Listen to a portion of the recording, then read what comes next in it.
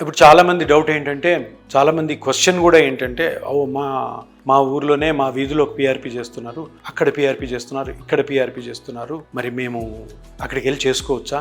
చేసుకోండి, ఎందుకు దగ్గర ఉంది కదా, మా ఇంటి పక్కనే ఉంది కదా, చాలా తక్కువ అంటే అక్కడ కూడాను అని పిఆర్పి చేసుకోవాలని అనుకుంటున్నారు. ప్లస్ ఆల్సో అక్కడ ఆ డాక్టర్లు కూడాను వాళ్ళు అట్లా అడ్వర్టైజ్ చేసుకుంటారు.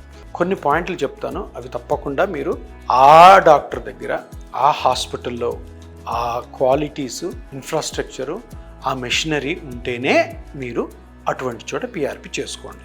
ఎందుకంటే ఇప్పుడు సైన్స్ పెరుగుతుంది, ఆపరేషన్లు తగ్గిపోతున్నాయి, పిఆర్పి పెరుగుతుంది, అందరికీ పిఆర్పి మీద నమ్మకం ఉంది.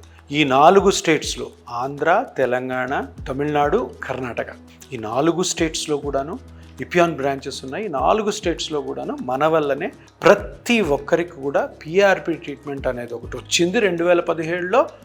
అది దిగ్విజయంగా సాగుతుంది. ప్రజలందరూ కూడా ఎవరైతే తీసుకున్నారో చాలా బాగుంటున్నారని నమ్మి ఇప్పుడు ఆపరేషన్ల జోలికి వెళ్ళడం లేదు. చాలా మంచిది. కానీ ఈ పిఆర్పి ట్రీట్మెంటు లేదా ప్లాస్మా థెరపీ లేదా గ్రోత్ ఫ్యాక్టర్ థెరపీ తీసుకునే ముందు జాగ్రత్తలు మీరే పాటించాలి. ఎందుకంటే మీరే పోయి మీ మోకాలు ట్రీట్మెంట్ తీసుకున్నారు కాబట్టి దానివల్ల వచ్చే పర్యవసానాలన్నిటికీ మీరే బాధ్యులు. అందుకని ఆ డాక్టర్ తప్పకుండా కొన్ని వేల కేసులు చేసిన డాక్టర్ అయి ఉండాలి. ఎందుకంటే ఎవరంటే అర్హత లేని వాళ్ళు చేస్తే మీకు ఎటువంటి కాంప్లికేషన్ లేని ఈ ప్లాస్మా థెరపీ లేదా పిఆర్పి థెరపీ వల్ల కాంప్లికేషన్స్ వచ్చే అవకాశం. అందుకని నేను చెప్తున్నాను, తప్పకుండా మీరు ఫస్ట్ ఆ డాక్టరు ఎక్కువ ఎక్స్పీరియన్స్ ఉన్నవాడైతేనే అక్కడ చేయించుకోండి. 99% మీరు ఆపరేషన్కి వెళ్ళాల్సిన అవసరం లేదు అని చెప్పే డాక్టర్ దగ్గరే చేసుకోండి.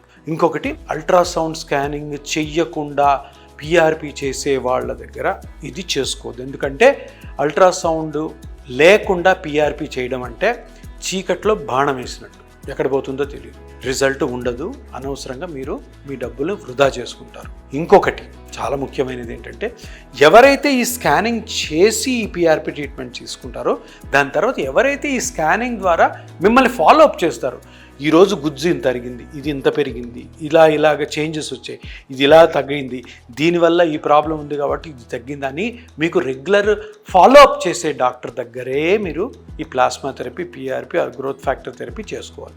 అంతేగాని ఎక్కడంటే అక్కడ చేసుకోవడం ద్వారా ఈ పిఆర్పి ట్రీట్మెంట్కి అనవసరమైనటువంటి చెడు పేరు వస్తుంది. మీరు తప్పకుండా అది గమనించి మీరు పిఆర్పిని చేసుకునే ప్లేస్ని, ఆ డాక్టర్ని సెలెక్ట్ చేసుకోండి.